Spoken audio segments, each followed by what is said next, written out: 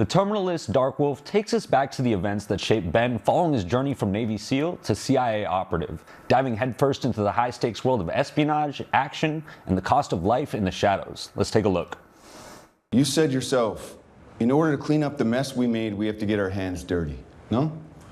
In order to build trust with ISF, we have to be out there hammering targets, not hiding behind walls.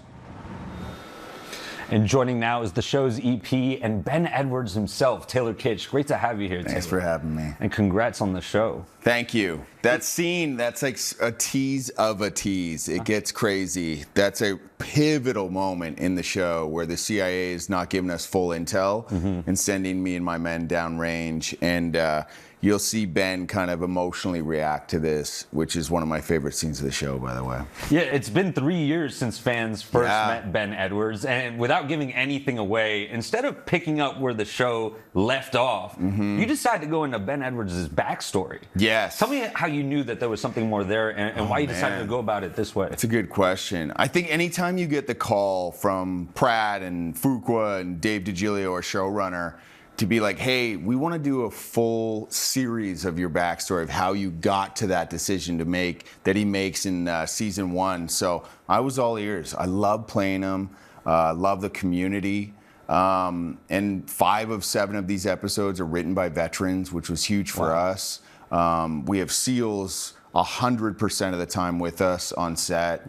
Army Rangers, CIA operatives. So we feel like that authenticity is like no other, really. Yeah, why was it so important for you guys to work so intimately with veterans on this show? Well, if you're going to honor them, you better do it right. There's a moment I had, like I get my trident, Ben gets his trident stripped early. I don't know, it just gives you more of a weight to carry, and it kind of centers you a lot more when you can, like, in between takes, check in with them and just be like, hey, is this how it's done? Or like, what's your mindset going into losing this trident? Or like, so it's a beautiful thing that we've shared and created. It's like a little family now. Without giving away too much from the original series, Chris Pratt is back as James Reese. Yeah. What was it like?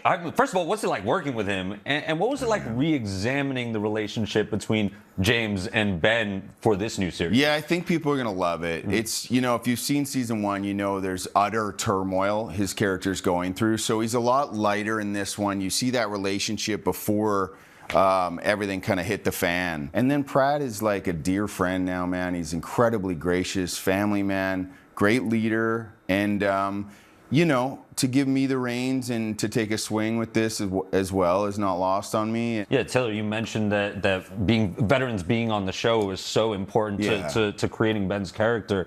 But I understand this is also a pretty personal cause to you.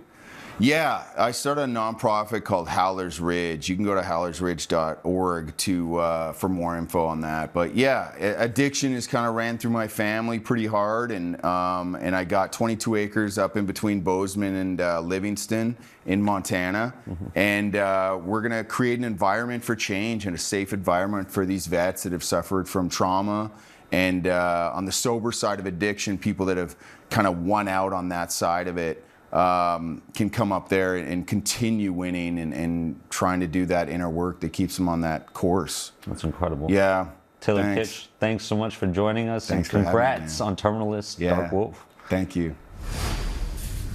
Our thanks to Ashan for that interview and to Taylor for joining us tonight. And you can catch the Terminal List Dark Wolf streaming every Wednesday on Prime Video with the first 3 episodes available now.